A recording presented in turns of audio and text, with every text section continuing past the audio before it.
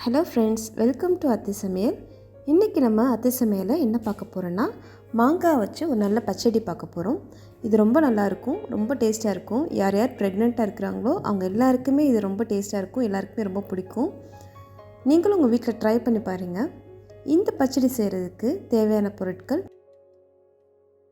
மாங்காய், ஜாகரி வந்து தேவையான அளவுக்கு நமக்கு எவ்வளோ ஸ்வீட் வேணுமோ அவ்வளோக்கு தான்.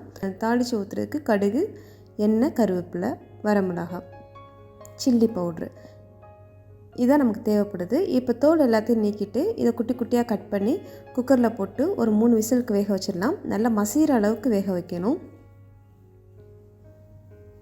கொஞ்சம் உப்பு போட்டு ஒரு 3 விசிலுக்கு வேக வச்சிடலாம்.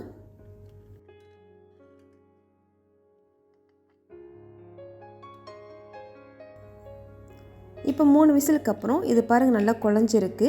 இது இன்னொரு பேனுக்கு மாற்றிட்டு இதில் இருக்கிற தண்ணி எல்லாத்தையும் நம்ம ஃபஸ்ட்டு நல்லா வற்ற வைக்கணும். இப்போ வற்றிட்டு இருக்கும்போது நம்ம ஜாகரி சிரப் கூட நீங்கள் ஃபில்ட்ரு பண்ணி ஊற்றலாம். இது வந்து நல்ல ஜாகரியாக இருக்கிறனால அப்படியே போட்டேன். எனக்கு கொஞ்சம் இனிப்பு பத்தலை. ஸோ அகைன் நான் வந்து இன்னொரு சின்ன ஜாகரி போடுறேன்.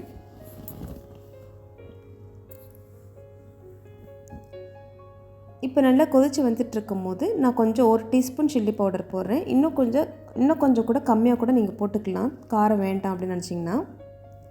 ஏன்னா காரம், புளிப்பு, இனிப்பு எல்லாம் சேர்ந்து இருக்கும் போது அது ஒரு டேஸ்ட்டாக இருக்கும். சின்ன குழந்தைங்க சாப்பிட்றாங்கன்னா நீங்கள் காரம் கூட கொஞ்சம் கம்மி பண்ணிக்கோங்க. இப்போ தாளித்து ஊற்றிடலாம். ஒரு பேனில் நல்லெண்ணெயோ கீ எதுனாலும் யூஸ் பண்ணிக்கோங்க. கடுகு, கருவேப்பிலை, நான் வரமிளகா போடலை, நீங்கள் வரமிளகா போட்டுக்கோங்க. ஏன்னா எனக்கு கொஞ்சம் காரம் இன்க்ரீஸ் ஆகிடுச்சு. ஸோ அதனால் நான் வரமிளகா போடலை. அதை தாளித்து இதில் ஊற்றிடலாம்.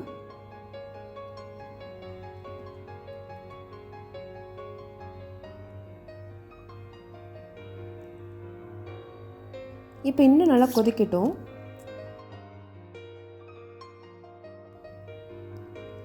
அந்த ஒரு லேகிய பதம் வரும்னு சொல்லுவோம்ல, நல்லா கட்டியாக வரும்ல, அந்த அளவுக்கு வரணும். அது வரைக்கும் கொஞ்சம் நேரம் வற்ற விடலாம். இப்போ பாருங்கள், அது கொதிக்கும் போதே நமக்கு நல்லா தெரியும். இந்த பக்கம் இருந்தால் போதும் நமக்கு தெரியும். இந்த பாருங்கள், இப்படி எடுக்கும்போது இப்படி கொஞ்சம் கொஞ்சமாக விட்டு கீழே ஊற்றணும். அந்த அளவுக்கு வரும்போது ஆஃப் பண்ணிடலாம். இந்த ஹீட்லேயே இருக்கும்போது இன்னும் கொஞ்சம் கூட கட்டி ஆகும்.